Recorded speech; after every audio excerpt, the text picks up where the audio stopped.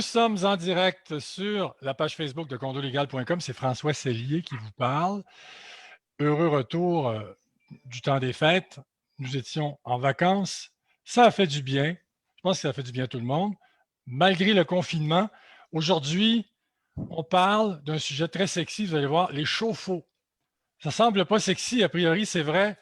Mais en réalité, parler de chauffe-eau dans une copropriété n'a rien pour susciter les passions, c'est vrai, mais lorsqu'ils causent un dégât d'eau en raison d'un remplacement tardif, ils peuvent dès lors susciter un tsunami émotionnel. Puis là, je n'exagère pas quand je dis ça parce que lorsqu'il y a un dégât d'eau dans une copropriété, tout le monde est impliqué, tout le monde est engagé, tout le monde est impliqué dans le problème.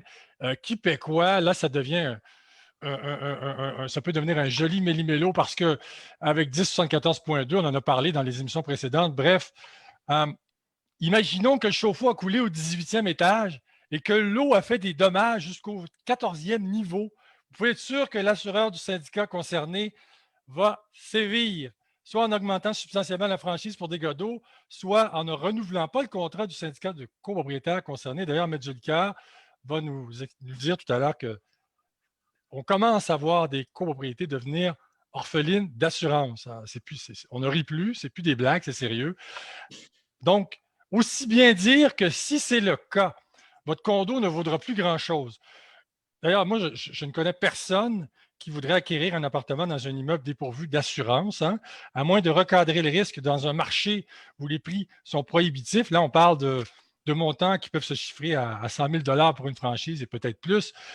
Des primes de 60 à 80 000 ça fait cher pour acheter un condo là quand même, parce que c'est dans les frais de condo que ça se traduit, n'est-ce pas? Les augmentations de frais de condo risquent d'être assez substantielles. Il faut savoir que bien souvent, les sinistres causés par un chauffe-eau auraient pu être évités si l'appareil en question avait été remplacé à temps. Mais comme Annie Baudouin, que je vais présenter, d'ailleurs, je vais présenter tous mes invités à l'instant, nous le dira, il n'y a pas que la durée de vie utile du chauffe-eau, il y a l'installation et le transport. Alors, ça commence en amont par le transport. C'est aussi curieux que ça puisse paraître, mais on va tout vous expliquer ça. Les assureurs exigent qu'il soit remplacé, je pense, c'est 8, 10 ou 12 ans. Il y a même des copropriétés, il y a même dans certains contrats, on dit que si le chauffe-eau qui cause un dégât d'eau a plus de 12 ans, ben, niet, l'assureur va nier couverture.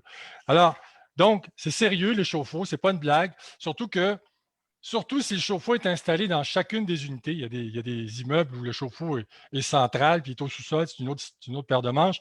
Mais lorsque le chauffe-eau est dans une unité et que tout le monde doit veiller à ce que son chauffe-eau soit fonctionnel, c'est très important de le faire.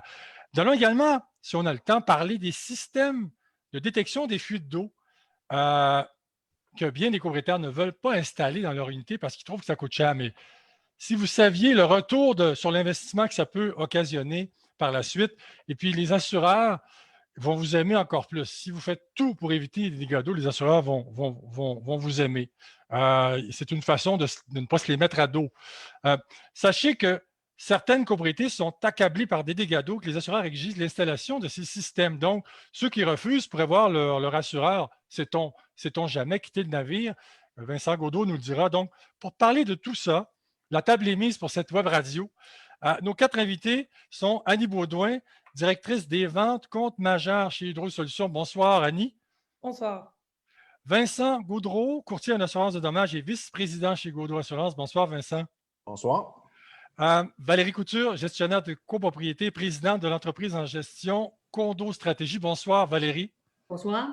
Ainsi que nul autre que Maître Yves Jolicoeur, avocat émérite, secrétaire général du regroupement des gestionnaires et copropriétaires du Québec, qui a développé une expertise en droit de la copropriété de plus de 30 ans.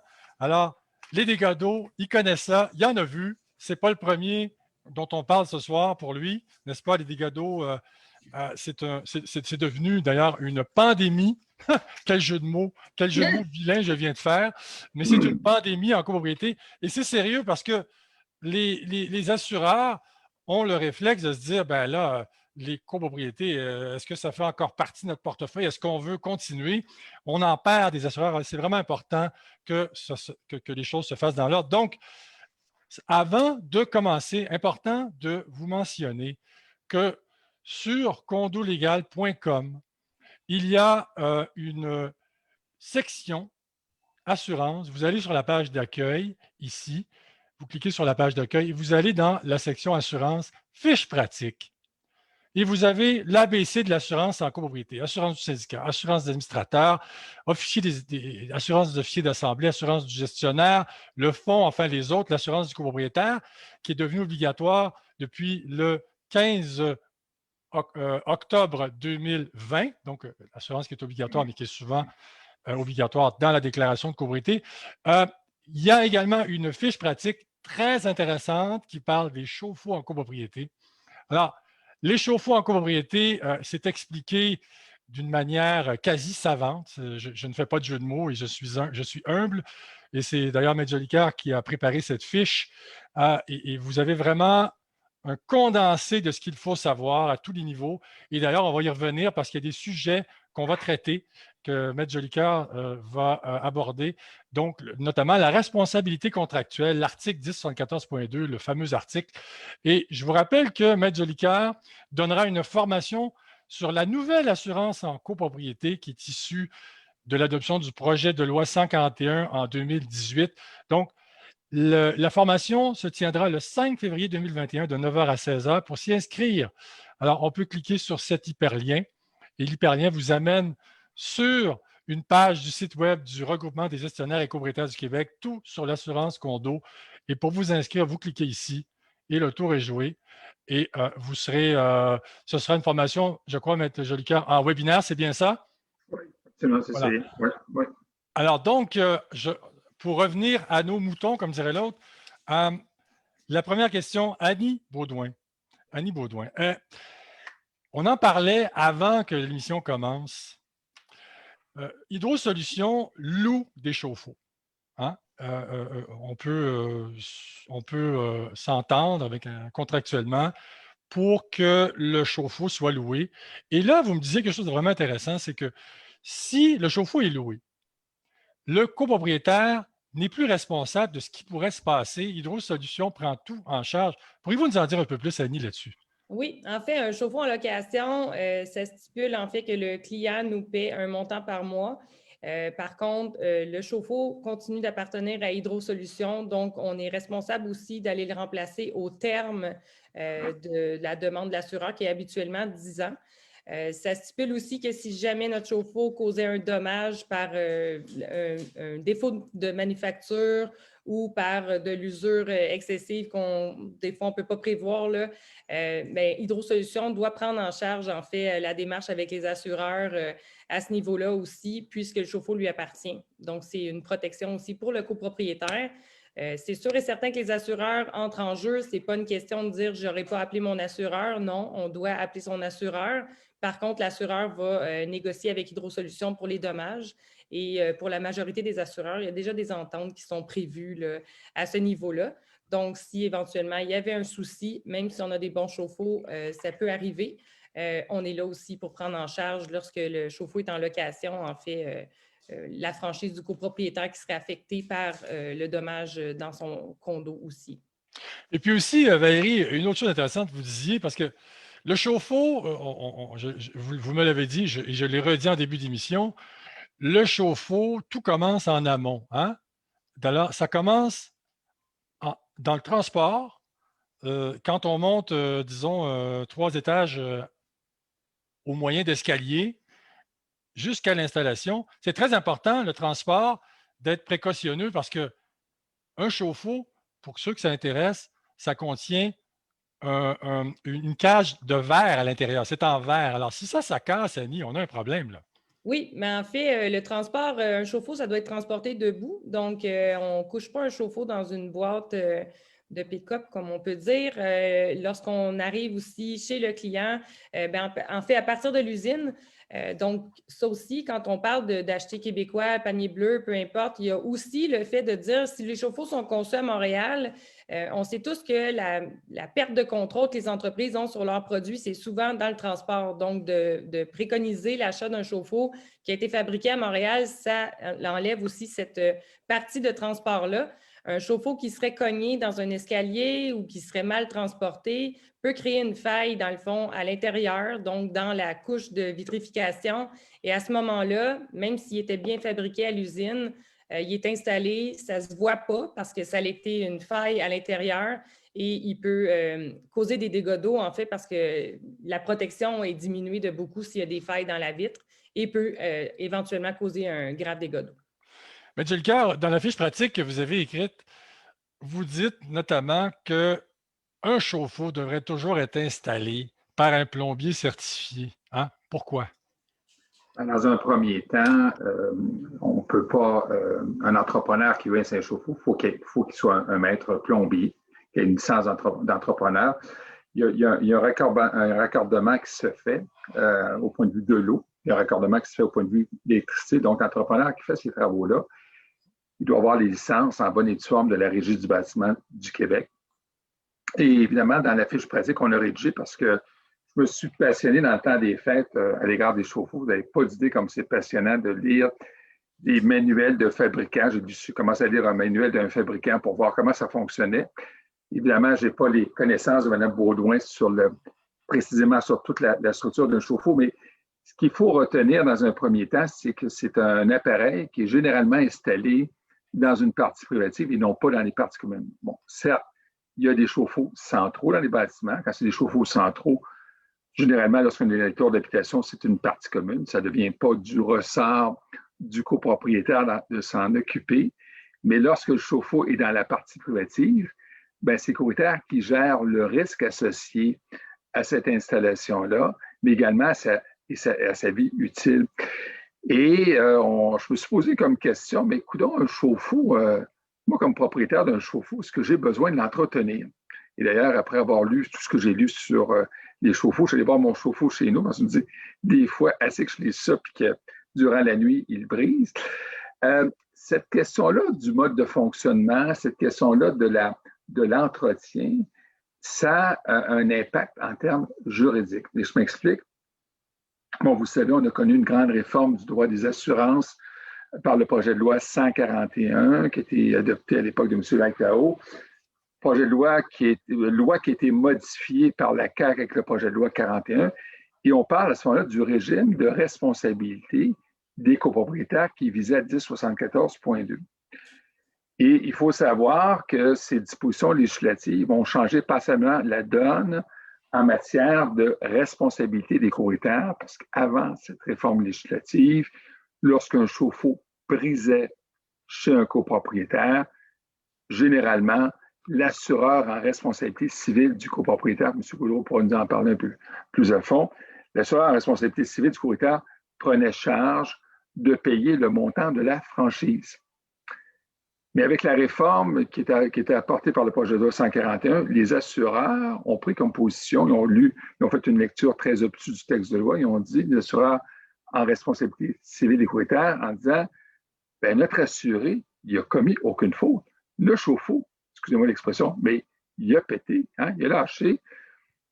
Mon assuré, il a regardé, il n'a rien fait de mal, donc elle n'est pas responsable. Et on a eu évidemment des sinistres causés par des chauffe-eau où les assureurs en responsabilité civile ont dit qu'il n'y a eu aucune faute causée par notre assuré, donc on ne paye pas. Ce qui a fait en sorte que les franchises ont dû être assumées par les syndicats de copropriétaires. Le texte de loi a été changé par le projet de loi 41, puis on est venu parler d'une notion des dommages causés par le bien pour lequel vous avez la garde. Et d'ailleurs, le commentaire de Mme Baudouin était tout à fait pertinent. Nous, on le loue, on en assume la responsabilité. Mais techniquement, qui a la garde du chauffe-eau? C'est le copropriétaire. Puis dans la loi, on a créé une présomption de faute à l'égard du copropriétaire. Donc, le syndicat, on pourra entendre tout à l'heure Mme Couture nous en parler, le syndicat, lorsqu'il y a un dégât d'eau causé par un chauffe-eau, ben, le syndicat va voir le copropriétaire en disant, écoutez, M. Gelker, votre chauffe-eau a cédé, on a une franchise de 50 000 $, ben, on vous réclame le 50 000 $. Bon, c'est comme ça que ça marche, grosso modo. Puis moi, comme copropriétaire, je vais appeler mon assureur, puis mon assureur en responsabilité civile, il va envoyer un expert en sinistre, peut-être, quelqu'un qui va faire enquête. Il va conclure, peut-être, que même si j'ai un chauffe-eau, même si j'ai la garde, même s'il y a une présomption de faute à l'égard de celui qui a la garde du chauffe-eau, ben après analyse, il n'a commis aucune faute. Donc, la présomption de faute prévue par 1465, et vous lirez avec attention la fiche que j'ai rédigée, ben, techniquement, même l'assureur pourrait réfuter en disant mon assuré n'a commis aucune faute. Et là, M. Jolicoeur, ce que ça veut dire, ça, c'est que l'assurance du syndicat doit payer sa franchise et doit aller au tribunal si, possiblement, pour se faire rembourser par le copropriétaire. Non, l'assureur du syndicat ne paiera pas la franchise. C'est le syndicat. Non, c'est ça. Non, je veux dire, le syndicat va payer la franchise et pour réclamer au copropriétaire, devra aller au tribunal pour peut-être se faire rembourser. Bon, alors c'est pour ça que, dans le fond, dans cette fiche pratique sur condo légal, on a quand même mis en perspective qu'il y a, entre guillemets, un certain degré de vérification à faire sur le chauffe-eau. C'est pas vrai que le chauffe-eau, on l'oublie, on doit l'inspecter, on doit voir s'il n'y a pas des coulisses d'eau. On a mis quelques éléments pour mettre en preuve que c'est pas vrai qu'on peut le dire comme copropriétaire, il est dans l'armoire, je ne le regarderai jamais jusqu'à temps qu'il brise. Donc, c'est pas. Et c'est ça qui était, dans le fond, la fine rédaction de la fiche pratique qui est sur le site Condo Légal. Et puis, mieux encore, je suis d'opinion, comme auteur de loi, j'ai écrit un texte en doctrine pour le Barreau du Québec dans les récents développements en droit de la propriété. Je suis d'opinion que le régime de responsabilité contractuelle tel qu'on le connaissait autrefois s'applique encore, de telle sorte que si les déclarations de propriété comportent des clauses qui imputent une responsabilité en termes contractuels, elles s'appliquent encore. Il va y avoir un débat judiciaire, il va y avoir des décisions qui vont se rendre en justice, mais cette fiche que j'ai rédigée, et puis je remercie d'ailleurs Vincent Gaudreau et François Sellier de m'avoir accompagné dans ce cheminement-là, ben, ça explique un peu, dans le fond, tout le raisonnement sous-jacent à cette question-là de responsabilité, donc de ce bien matériel.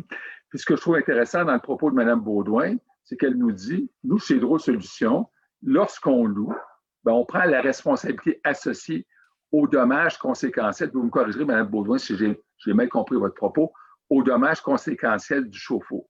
De telle sorte que s'il y a une franchise à payer, ben, je crois comprendre, Mme Beaudoin, que Hydro Solutions s'en occupe.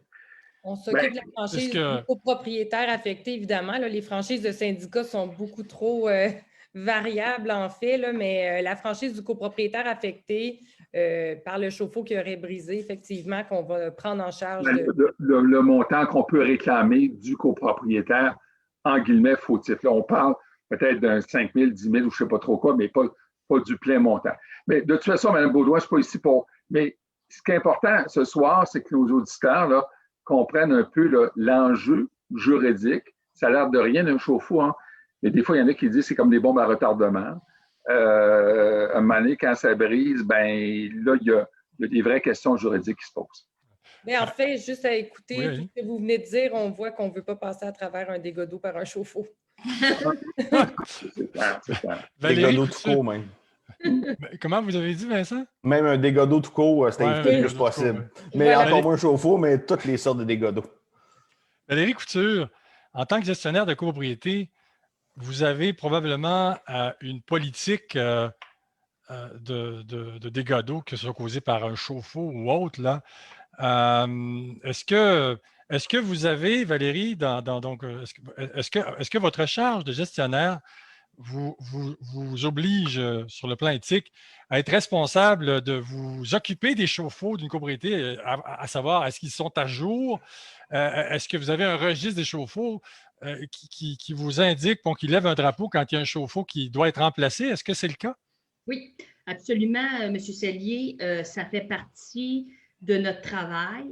Et de plus en plus, c'est très, très significatif parce que quand on écoute Vincent et Maître Jolicoeur parler, tout ça, Annie qui a une grande expertise dans les chauffe-eau, c'est que souvent, on est en grande majorité, quand on demande le remplacement dans les 10 ans, premièrement, on en prend charge avec nos syndicats pour les organiser. Annie et moi, on travaille souvent sur des projets ensemble et même avec Hydrosolutions, on essaie de faire des remplacements de masse, mais quand il y a une quantité, parce qu'à un moment donné, il y en a qui deviennent remplacés à différentes années, tout ça, on organise quand même ça en groupe.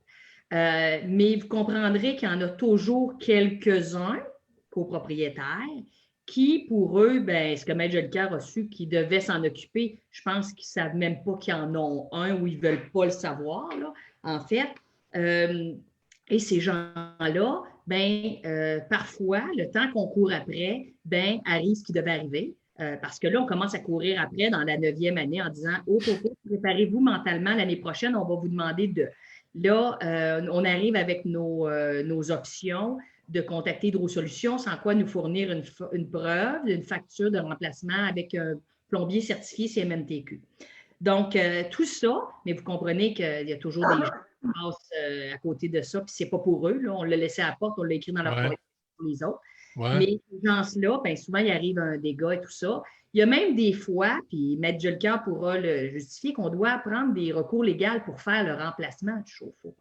Donc, nous, c'est maintenant aussi mis lors d'un copropriétaire qui met son condo à vendre. Si le chauffe-eau s'en vient être remplacé, on va le marquer dans le questionnaire du notaire et dans le formulaire de l'agent immobilier du DRCOP que ce chauffe-eau-là sera dû être remplacé. Donc, le nouveau ne peut pas dire « Ah, mon Dieu, je suis lésé, je ne le savais pas. » On l'écrit. Donc, on essaie vraiment de faire des relances, de faire changer les chauffe-eau. Mais en grande partie, les gens le comprennent, mais je veux dire toujours des exceptions.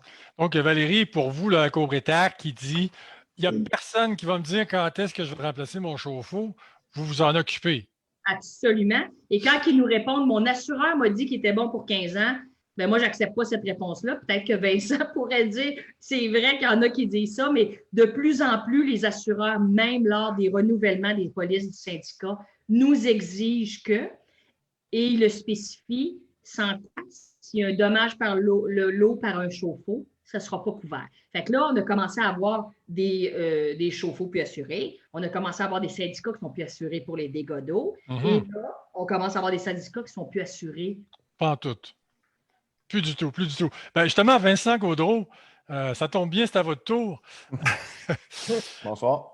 Bonsoir, Vincent. Rebonsoir. Bonsoir.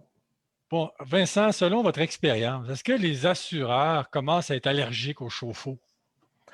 Clairement. Mais en fait, évidemment, pour les auditeurs qui écoutent souvent notre émission, vous savez, dans les syndicats de copropriété, la grosse problématique, c'est les dégâts d'eau. Donc, évidemment, c'est ça qui a fait l'augmentation des primes, l'augmentation des franchises, toutes les choses qu'on a vues là, au niveau de l'assurance copropriété sont essentiellement causées par les dégâts d'eau. Alors, c'est sûr que les compagnies d'assurance, quand ils regardent les réclamations, regardent aussi c'est quoi les sources de réclamation pour évidemment prévenir ces dégâts-là, pour aussi trouver des façons de réduire le nombre de réclamations. C'est pour ça qu'il y a beaucoup d'assureurs qui ont commencé à mettre des normes au niveau des chauffe-eau. Donc, d'une part, ils ont commencé à mettre des normes, mais aussi qui ont commencé même à mettre des exclusions dans les contrats d'assurance. Donc, c'est plus simplement une demande au syndicat. Avez-vous changé vos chauffe-eau? Oui, non, peut-être, un bout pour au complet. Maintenant, c'est inscrit à l'intérieur de la police d'assurance que tous les dégâts causés par un chauffe-eau de plus de 10 ans ne sont pas couverts. C'est qu'il n'y a pas de couverture pour les chauffe-eau de plus de 10 ans. Intact, par exemple, est à 10 ans. Certains assureurs à 12 vont avoir une petite tolérance, là, des fois, avec le délai, tout ça. Et aussi, une chose importante, c'est des chauffe-eau âgés de plus de 10 ans. Pas qui sont installés depuis plus de 10 ans, c'est des chauffe-eau de plus de 10 ans. Donc, ça, c'est un point qui peut être important. Donc, c'est pour ça que les syndicats de copropriété, c'est un point majeur. En ayant une exclusion dans ton contrat d'assurance, ça veut dire que si un dégât qui vient de là, il n'y en a pas de couverture. Donc, il peut y avoir des conséquences substantielles pour un syndicat de copropriété. Surtout, puis aussi pourquoi les assureurs mettent tant d'attention sur les chauffe-eau, c'est que c'est sûr, particulièrement dans les bâtiments en hauteur, un chauffe-eau, moi j'ai vu là, un chauffe-eau causer 200 000 de dommages.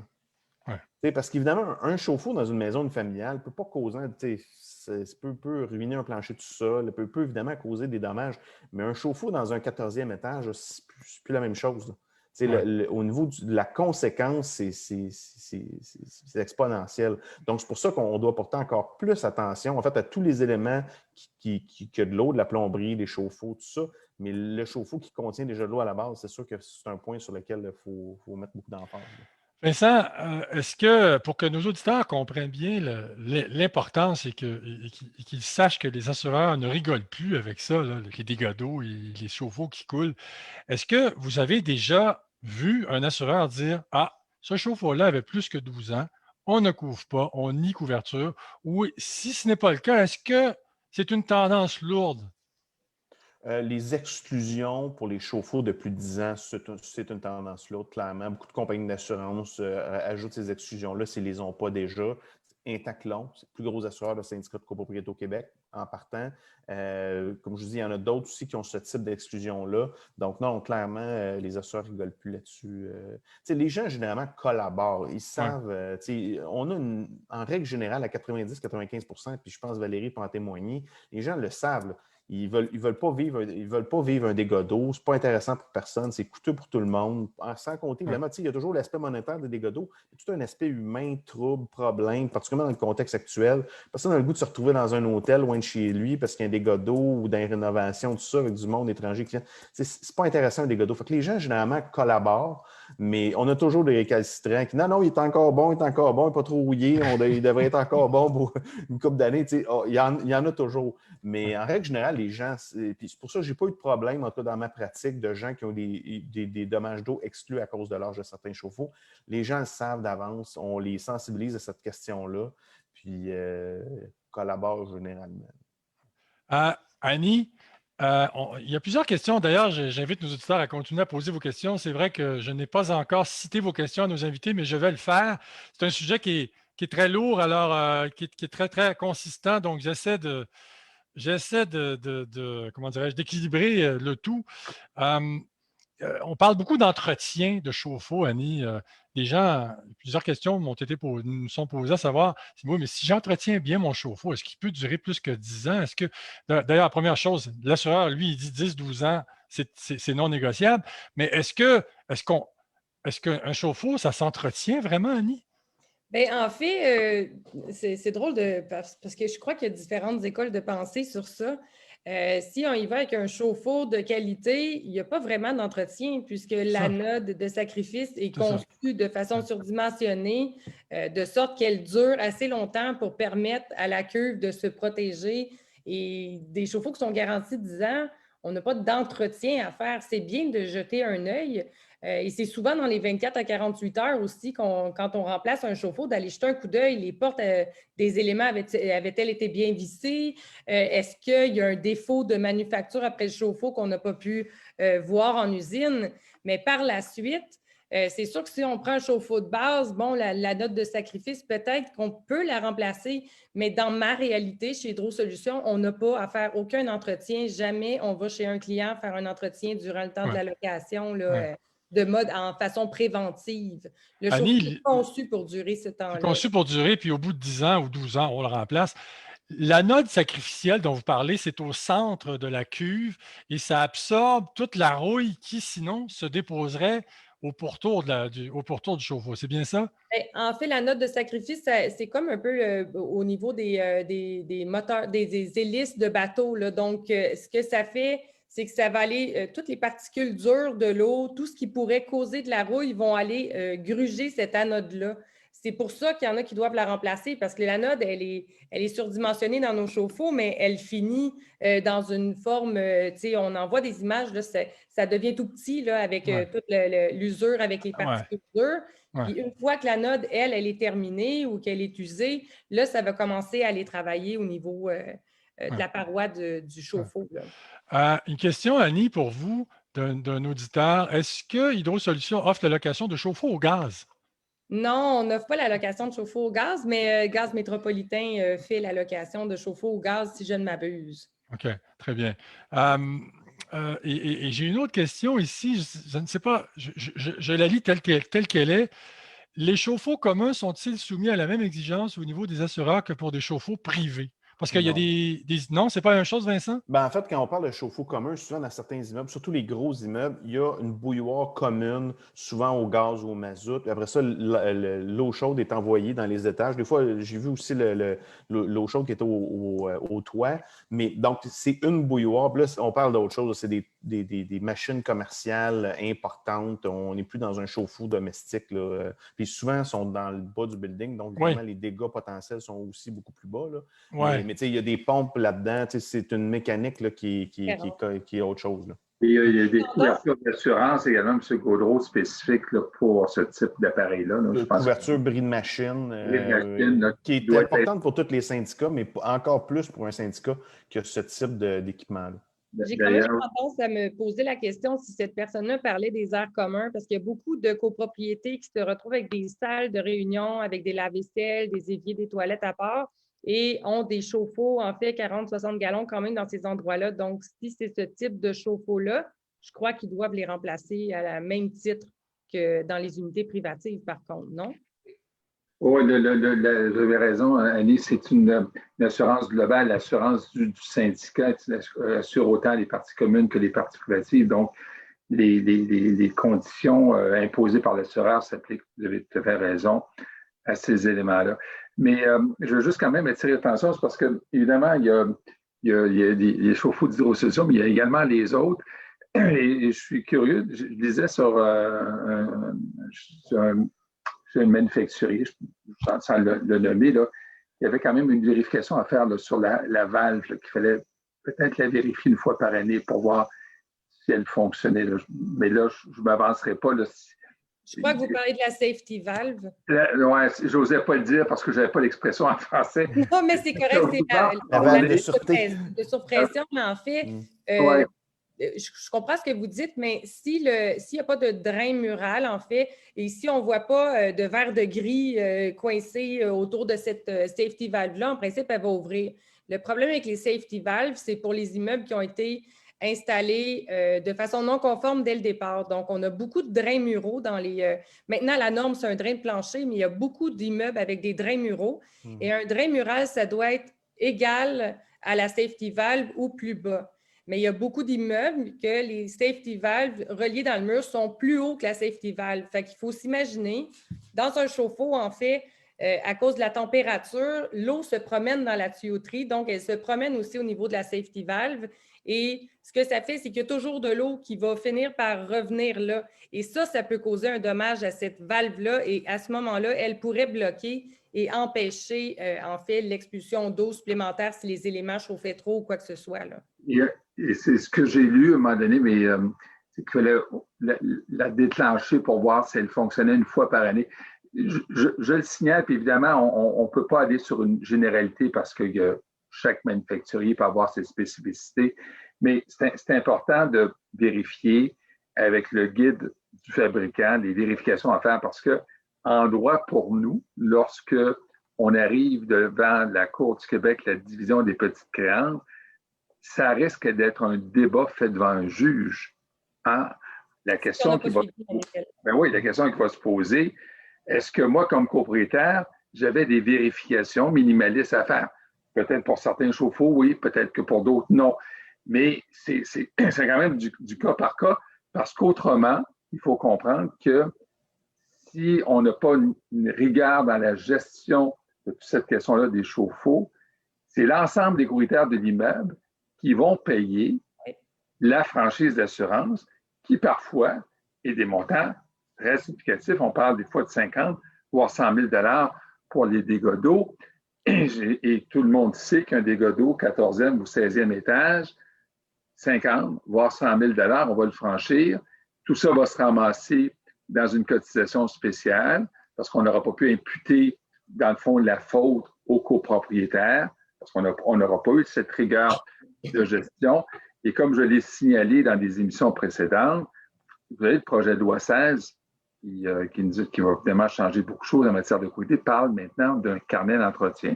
La distribution n'est pas encore en vigueur, mais elle va l'être dans un avenir rapproché. Mais pensez pas que c'est juste un carnet d'entretien des parties communes. On parle d'un carnet d'entretien de l'immeuble. Ça comprend également les parties privatives. Donc, il faut avoir à l'esprit, en fonction du type de chauffe-eau dans votre immeuble, est-ce que je dois aller jusqu'à un carnet d'entretien relatif à chacun des chauffe-eau? Bien, si on a 18 types de chauffe-eau dans la bâtisse, ça complexifie le carnet d'entretien. Alors, ça veut dire que chez Paul, c'est carnet d'entretien X, chez Francis. Alors, s'il n'y a pas d'homogénéité dans les chauffe-eau qui sont installés dans vos bâtisses, ça va créer des soucis parce que c'est pas vrai qu'on peut dire aujourd'hui, ben, le copropriétaire s'en occupera, on n'a pas besoin de s'en occuper. C'est plus vrai. On doit avoir une vision de la gestion du risque de façon plus globale. M. Gaudreau et moi, on fait beaucoup de dossiers de syndicats orphelins d'assurance. On en a encore un autre aujourd'hui, sans nommer. On nomme jamais, évidemment, des cas dans lesquels on est impliqué, mais c'est plus fréquent qu'on pense les courtiers qui perdent, pour toutes sortes de raisons, leur couverture d'assurance. Et des fois, excusez-moi, ça va être un jeu de mots, le chauffe-eau qui brise, c'est peut-être la goutte qui va faire déborder le vase parce que c'était le Xème sinistre. Et là, l'assureur se dit, c'est un chauffe-eau de trop, c'est un sinistre de trop. Puis là, lors du renouvellement, ben, peut-être qu'il va décider de ne pas assurer ou de mettre des conseils. Valérie ou Annie? Annie, voulez-vous parler? J'ai juste par-dessus, pas par-dessus, mais en lien avec ce que Maître Jolicoeur vient de dire, parce qu'on rencontre des copropriétés qui sont installées de façon non conforme. Ce n'est pas leur faute, ça a été construit comme ça, mais quand on leur annonce la mauvaise nouvelle d'une certaine façon, mais qui est en fait une bonne parce qu'on leur dit, bien, vous allez être protégés maintenant face à vos assurances si vous redevenez conforme. Eux, il y en a qui embarquent dans le projet de redevenir conforme. Il y en a d'autres qui nous disent, si tu n'installes pas tel quel, ben moi, je vais faire affaire avec le plombier parce que lui, il ne m'en a pas parlé. Puis ça ne dérange pas de réinstaller mon chauffe-eau avec un renvoi mural non conforme ou un fil non conforme, un disjoncteur non conforme. Puis les gens nous disent, ah ben là, si j'ai un dégât d'eau, je vais être assuré quand même. Est-ce que je me trompe ou la façon dont le chauffe-eau est installé, s'il causait un dommage, l'assureur pourrait dire, bien, vous n'êtes pas installé selon le code du bâtiment, les lois de la CMMTQ et tout ça, donc je ne prends pas en charge le dossier. Est-ce que l'installation pourrait en fait, puis ça rejoint une question que j'ai vue en ligne sur Facebook qui a été posée par un auditeur où il y a un copropriétaire qui voulait s'installer lui-même, qui allait aller chez Rona, installer lui-même son chauffe-eau, puis tout ça, ça rejoint un peu tout ça. Et c'est vraiment pas recommandé. Parce qu'évidemment, tout ça, ça fait que, parce qu'il y a deux assurances. Il y a l'assurance du copropriétaire et l'assurance du syndicat de copropriété. L'assurance du syndicat de copropriété va payer. Même si l'installation n'a pas été bien faite. D'ailleurs, c'est le problème, c'est que l'assurance du syndicat paye toujours. Ultimement, c'est toujours l'assurance du syndicat qui ramasse sa facture. Évidemment, à l'exception de la franchise. Donc, l'assureur ne va pas l'exclure. Par contre, le syndicat va pouvoir revenir contre le copropriétaire fautif pour l'installation qui a été faite. Si cette installation fautive-là a été faite par un tiers, il y a un recours aussi contre le tiers. Maître Jolicoeur peut en parler, mais il y a une subrogation qui peut se faire contre le plombier qui a fait une mauvaise installation. Évidemment, la personne qui installe lui-même son chauffe-eau, ce qui ne devrait pas être permis, là, tant qu'à moi, dans les règlements d'immeubles, ça devrait être quelque chose à éviter le plus possible. Parce que là, vous mettez à risque à 100 %. C'est votre chauffe-eau, c'est vous qui l'avez installé, c'est cool, c'est vous autres. Vous n'avez plus de défense. Si vous le faites installer par un plombier, si l'installation est déficiente, c'est la faute du plombier, c'est lui qui va payer, c'est son assureur qui va payer. C'est la faute du chauffe-eau qui a un défaut de manufacture, mais ça sera le manufacturier du chauffe-eau, ça ne sera pas vous. Mais quand c'est vous qui faites tout, c'est que vous prenez en charge, puis vous prenez la responsabilité de toute l'installation. Ça peut être là. Ça veut dire que la franchise de 50 ou 100 000, elle va venir de votre côté. Je reviens à Annie, puis ensuite à Valérie. Annie, je m'excuse de vous interrompre. J'ai une question d'une auditrice qui nous dit que en fait, la question est la suivante. Je vais plutôt la poser à Vincent. C'est à Vincent qu'elle s'adresse.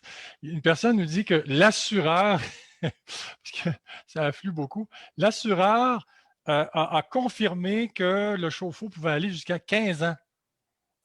Est-ce que la personne se demande si le syndicat devrait se poser des questions sur le 15 ans, sur la validité du 15 ans?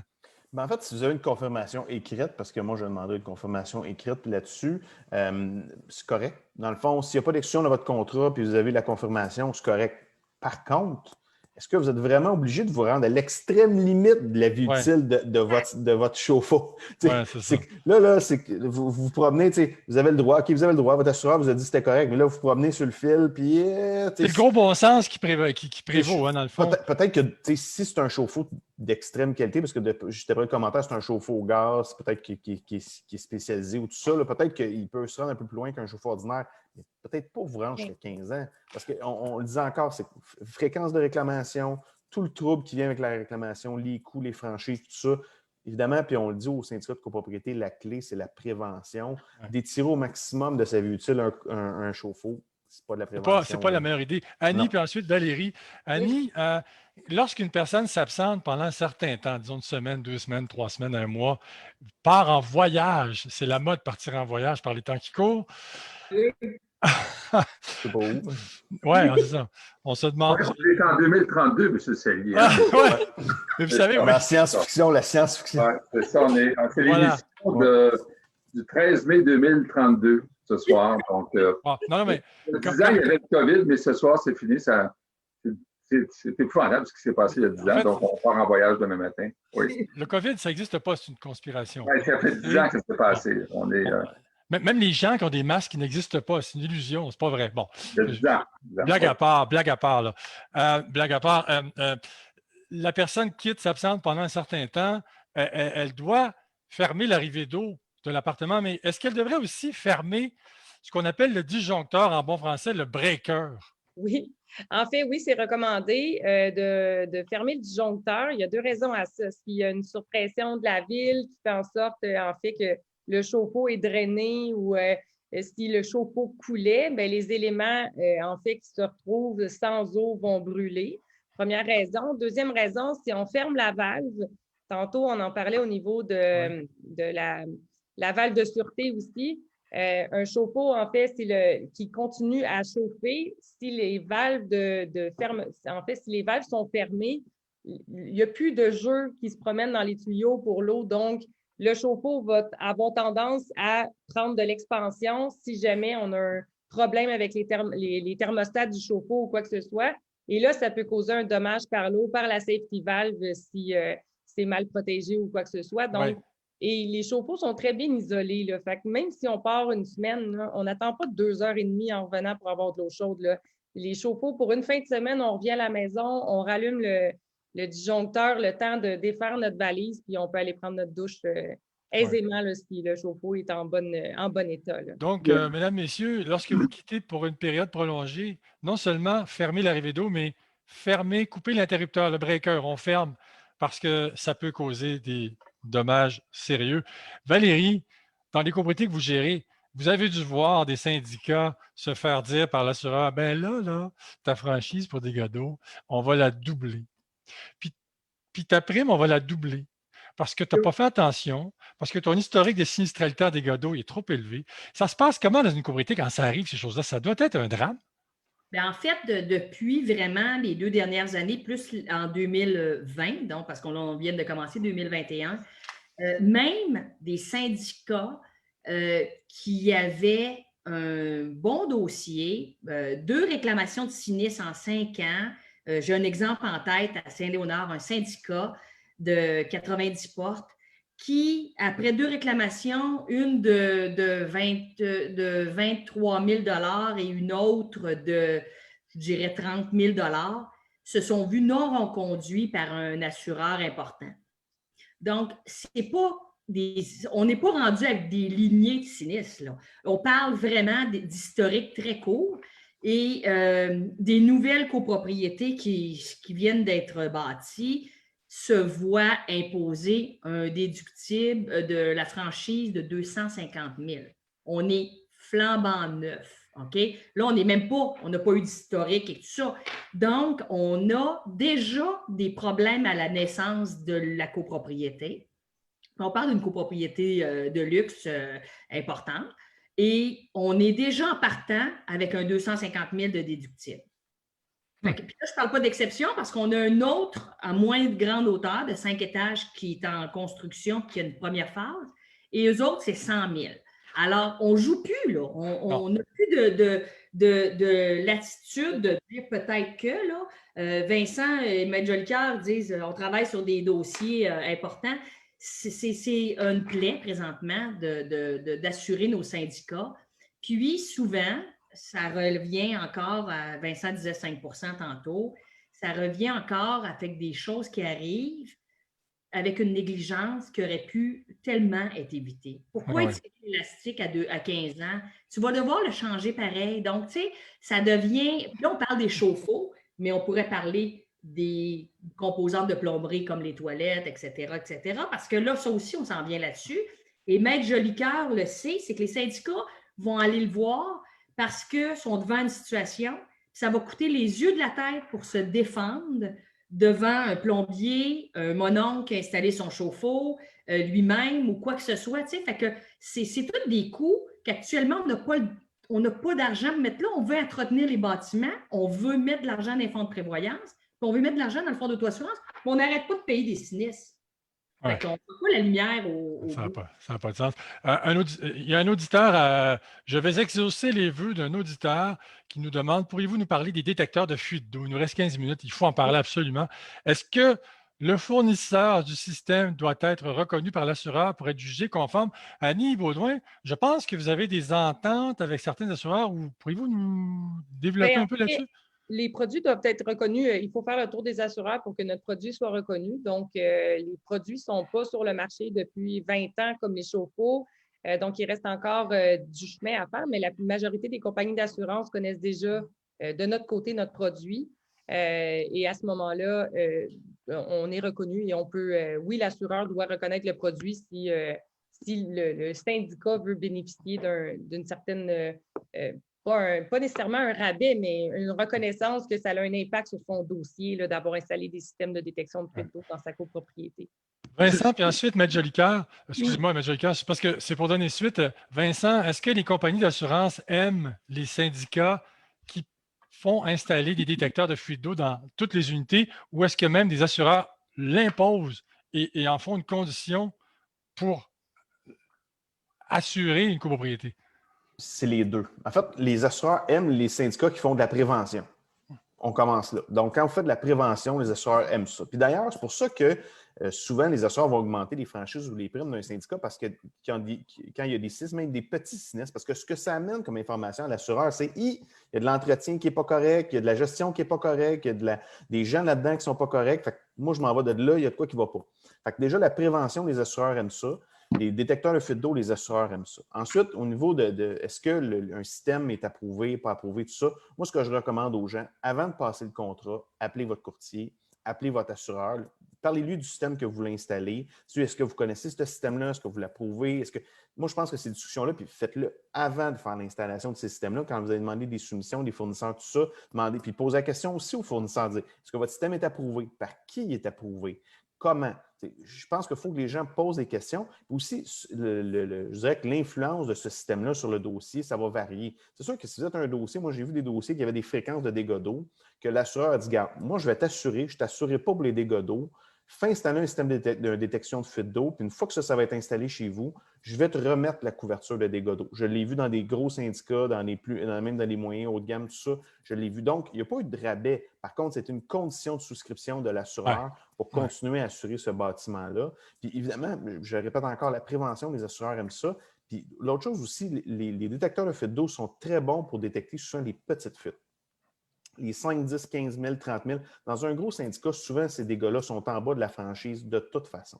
Mais sauf que ça amène une économie aussi au syndicat de copropriété. Si chaque année, vous payez 50 000 de petits dégâts d'eau par-ci, par-là, bien, dans votre calcul de rentabilité de votre projet de détecteur de fuite d'eau, il faut que vous le mettiez. Là, dire, écoutez, si nous autres, à chaque année, on paye 50 000 de petits dégâts, puis là, je ramène ça à 10 000, mais le 40 000, il ne faut pas nécessairement toujours regarder le projet en fonction d'une économie de prime d'assurance, tout ça. Il y a aussi une économie directe au syndicat de copropriété sur les petits dégâts d'eau. Ouais. Mais Jolicoeur, vous vouliez dire quelque chose? Oui, Valérie? Juste 2 secondes. Vincent, il oublie aussi l'économie de troubles pour les copropriétaires. Ben oui.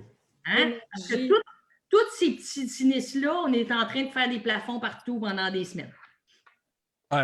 C'est la santé des sinistrés aussi. La santé mentale en a pour beaucoup. On voit des gens déprimés d'être en rénovation constamment à cause des dégâts d'eau qui ne... C'est même pas à cause de eux. Souvent, celui qui cause de dégâts d'eau, c'est le moins impacté. Là. Donc, tu as des gens âgés qui se font brasser, tout ça.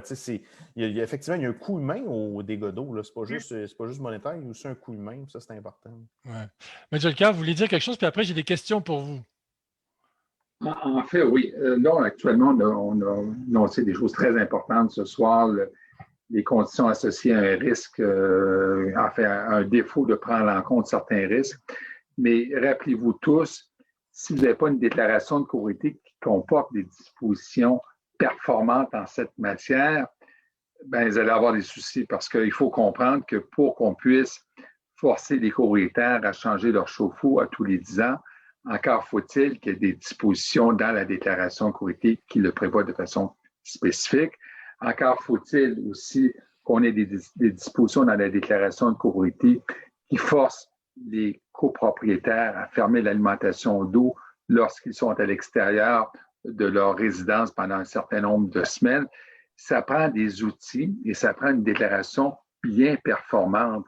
Parce qu'autrement, si vous avez une déclaration qui est très générale, vous n'aurez pas ces dispositions-là. C'est pour ça qu'au niveau du cabinet, nous, on fait des modifications aux déclarations de copropriété pour introduire ce que j'appellerais des dispositions particulières pour effectivement gérer juridiquement les risques associés. Si vous n'avez pas ça dans votre déclaration de copropriété, vous ne pourrez pas dire à un copropriétaire « tu changes ton chauffe-eau ». L'autre chose aussi qu'il faut savoir, c'est que ces dispositions-là doivent être associées à ce qu'on appelle des clauses pénales, des amendes. C'est-à-dire que si un copropriétaire ne change pas son chauffe-eau après un avertissement, bien, automatiquement, on peut le mettre à l'amende parce qu'ultimement, on va devoir forcer la porte du copropriétaire pour le changer. On a eu un dossier comme ça récemment. On a dû forcer les portes avec un huissier de justice, cogner aux portes pour forcer l'exécution de travaux qui est en association avec la couverture d'assurance. C'est pas évident. Si on n'a pas des déclarations qui sont performantes avec des dispositions très, très claires, bien, vous allez venir nous voir, vous allez voir Maître Jelka, écoutez, ils n'ont pas changé le chauffe-eau. Là, je vais dire, il n'y a rien dans votre déclaration qui le prévoit. Puis imaginez qu'on le prévoit dans votre déclaration, puis qu'il n'y a aucun registre des chauffe-eau. On n'a rien. Je comprends que du côté d'Hydrosolutions, c'est une société bien établie. On va pouvoir collaborer avec Hydrosolutions qui vont nous donner la liste large des chauffe-eau. Mais si tout le monde change son chauffe-eau avec son beau-frère, on a bien beau avoir des chauffe-eau de qualité à droite et à gauche, on n'a aucune gestion de risque en amont.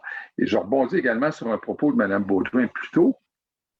S'il y a des installations non conformes dans le bâtiment, il faut comprendre qu'en assurance, c'est une situation d'aggravation du risque assurable.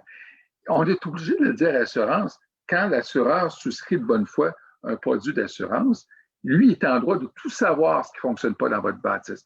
Puis si vous lui cachez sciemment des choses, puis qu'un CEDIS, vous ouvrez une porte à des refus d'indemnisation. Je ne dis pas qu'ils le font continuellement, les assureurs, puis qu'ils sont dans cette ligne-là, mais il y a un concept d'assurance qui est un concept de droit contractuel. Je vais contracter avec toi, je m'attends que tu me donnes l'heure juste. Alors, si on a un bâtiment qui est complètement avec des systèmes non conformes, bien, on risque deux choses. Un assureur nous dit « tu m'as trompé en souscription, tu le savais, puis je ne paye pas, puis là, vous allez vous ramasser dans un litige, on ne parle plus juste de la franchise, puis en plus, quand vous trompez un assureur, là, ça n'étend plus de vous assurer aussi, parce qu'il dit ils ne sont pas de bonne foi, ils ne donnent pas leur juste, puis il y a de moins en moins d'assureurs sur le marché. Donc, c'est tout ça, c'est cette globalité qu'il faut regarder pour que le gestionnaire qui gère un outil qui est une déclaration de copropriété performante, puis que les gens globalement comprennent que ce n'est pas juste leur petit chauffe-eau, c'est l'ensemble de l'œuvre qui peut être mise en cause par une mauvaise gestion des chauffe-eau de l'immeuble. Maître Jelka, j'ai une série de questions pour vous. Là. Je vais vous mitrailler de questions. On va tricher, on va déborder un peu si nos invités le veulent bien, de peut-être 5-7 minutes, parce qu'il faut absolument les poser, ces questions-là. Il y a des gens qui attendent ces questions-là. Je m'excuse, mesdames, messieurs, je ne réponds pas à toutes les questions parce qu'il y en a tellement, mais on fera en sorte de pouvoir y répondre ultérieurement. Je pense qu'on a l'équipe ici pour assumer ça sans problème. Maître Jelka, vous parliez de déclaration de copropriété. Il faut que dans la déclaration de copropriété, on ait des dispositions qui obligent les copropriétaires à se responsabiliser en matière de chauffe-eau. Est-ce que ça peut se faire dans le règlement de l'immeuble ou c'est plus compliqué que ça? C'est une question qui est posée par nos auditeurs. Il y a des dispositions qu'effectivement on met dans le règlement d'immeuble, et si vous voulez rajouter une clause pénale, ça relève de l'acte constitutif de copropriété. Ouais, avant, c'était dans le règlement, mais ça a été changé avec le projet de loi 16.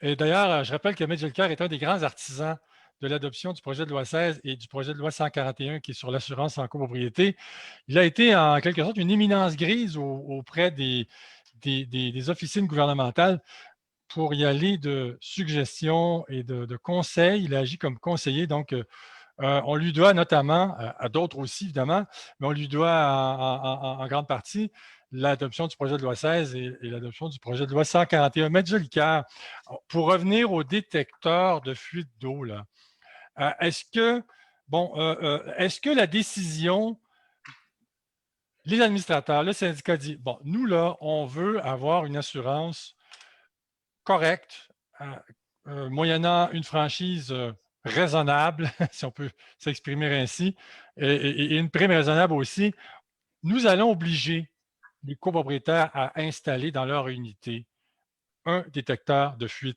d'eau. Est-ce que la décision peut être prise par le syndicat ou est-ce qu'il faut que ça aille en assemblée et qu'on vote ça, M. Jolicoeur?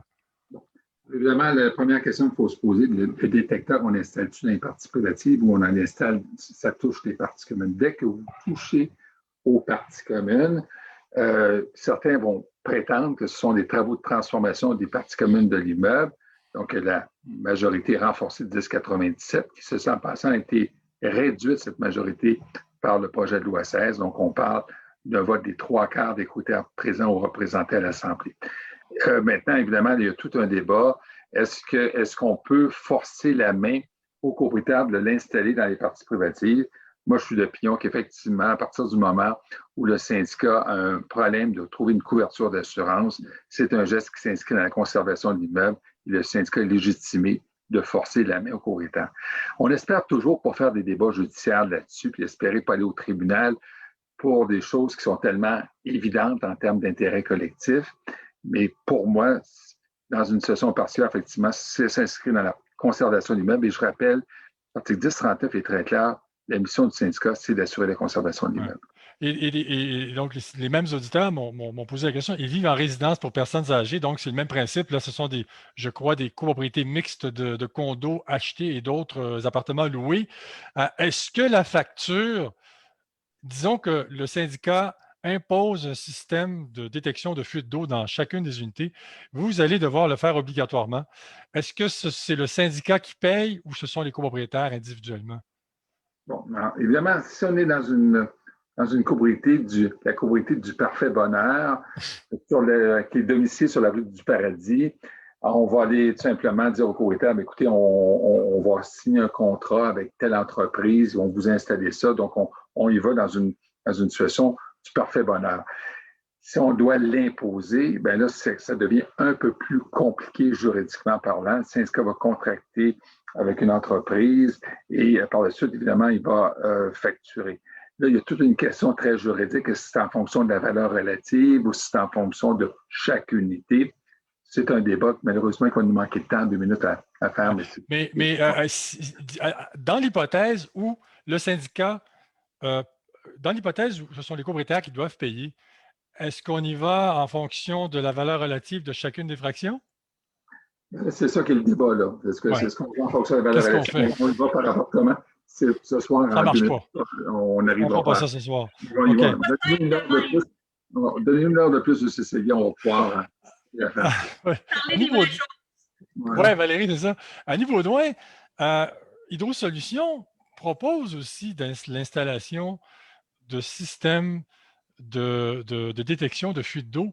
Et pour avoir parlé au grand Manitou, au grand patron, il y a plusieurs années, j'ai fait une entrevue avec lui pour le magazine Condo Liaison, on peut aussi obtenir des rabais au volume. Là. Vous avez parlé au grand patron d'Hydro Solutions. Oh, excusez, au PDG. De qui vous parliez, je suis désolée. Je vais répondre à votre question. Ça, c'est certain que oui, en volume, on peut avoir des rabais qui sont quand même assez importants.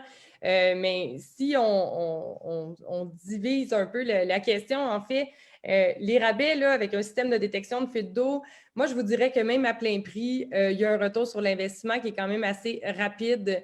Dans les syndicats qu'on a déjà fait, des dégâts d'eau évités à chaque année, puis Vincent le mentionnait tantôt, c'est souvent à coût de 25-30 000 par année. Bon, 2 dégâts d'eau, il n'y en a plus de dégâts d'eau, puis on arrête les cotisations spéciales, on arrête la chicane dans la copropriété aussi, parce que, veut pas, ça l'anime des esprits quand il y a des dégâts d'eau et tout ça. Donc, oui, il y a un avantage d'être en groupe. Et l'autre point que je voulais dire, parce qu'on parlait d'imposer un système comme ça quand on était rendu à se faire refuser les assurances, le côté que je trouve dommage, parce que je rencontre vraiment beaucoup de copropriétés à ce sujet-là, c'est que les projets sont difficiles à faire passer quand l'État est bon dans la copropriété. Quand ils n'ont pas encore subi de dommages, on dirait que la tendance est « je vais attendre de voir un dégât d'eau, voir l'impact, puis après ça, je vais investir dans un système ». Je trouverais ça important, moi, de voir le portrait inverse, de dire, bien là, je suis chanceux, j'ai encore une franchise à 5 000, à 10 000, de ne pas essayer de dire, bien, OK, ça va me coûter moins cher un dégât d'eau parce que la franchise est seulement qu'à 10 000.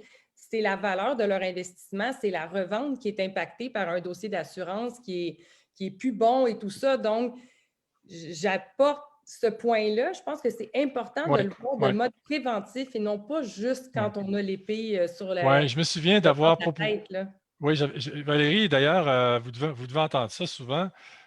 Écoutez, je vous propose, je vous conseille, je vous suggère en tant que gestionnaire de faire installer un système de détection de fuite d'eau dans chacune des unités. Ben oui, mais on a eu un lave-vaisselle qui a coulé il y a 10 ans, c'est tout. Vous devez entendre ça souvent, des commentaires comme ça?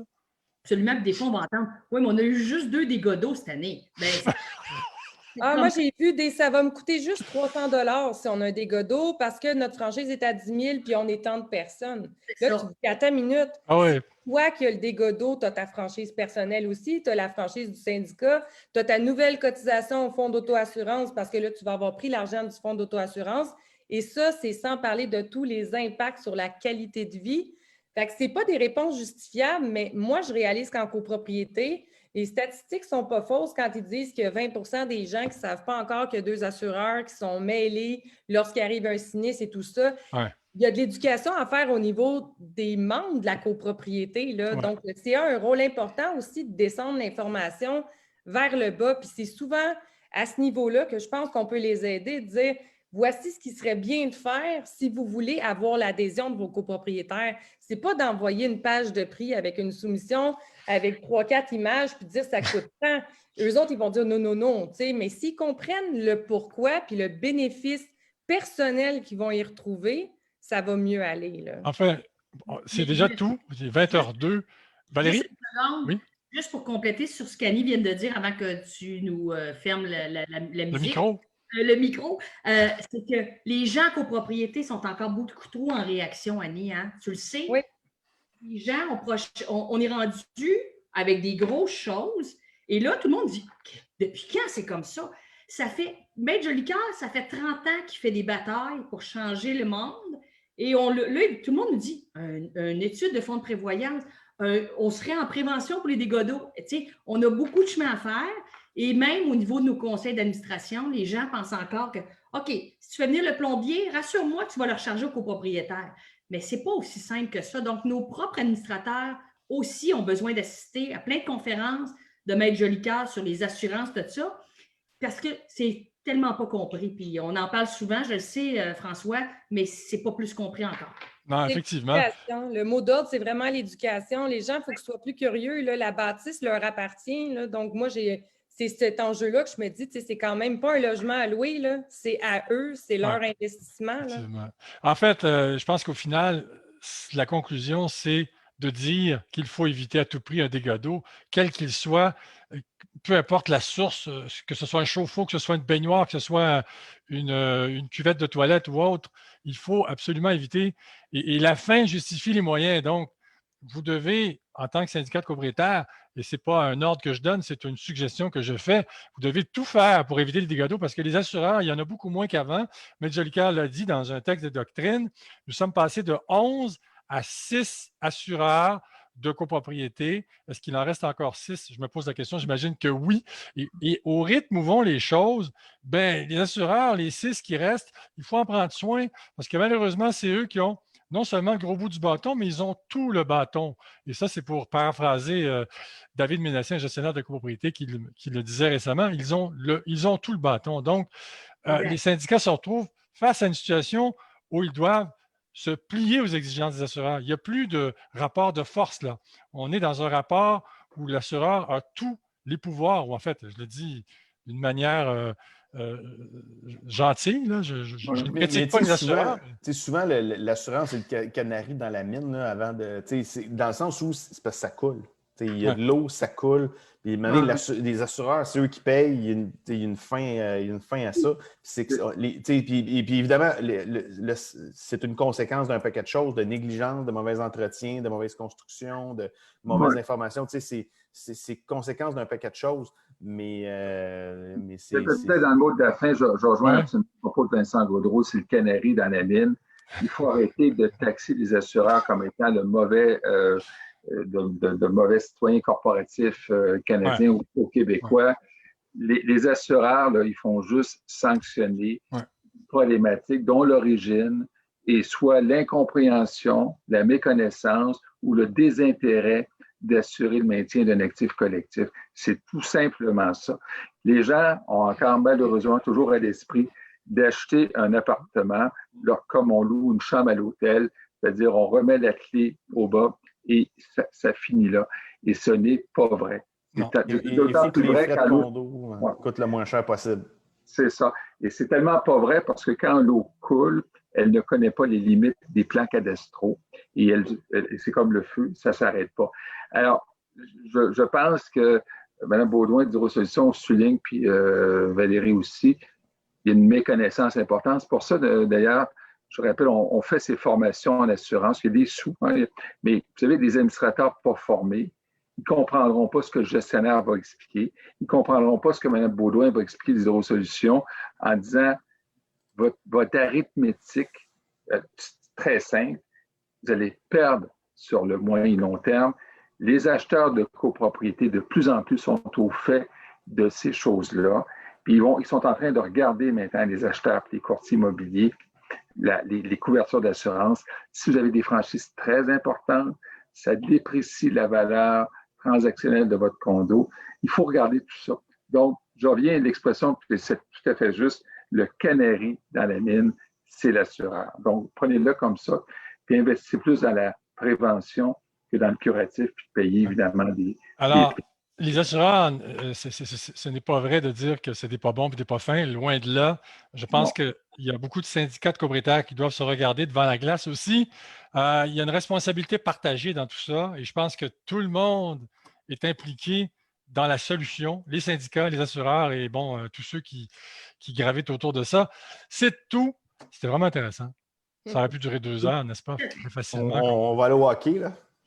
Oui, c'est ça, Vincent. C'est ça que je me disais. Je voyais dans tes. C'est le début, c'est le début de la saison. Donc, au moins, il y a 100 personnes qui nous ont suivis au moins. En même temps qu'ils regardaient le hockey. Oui, c'est ça. Pendant qu'ils regardaient le hockey, merci d'avoir été là, mesdames. Bravo à ces personnes.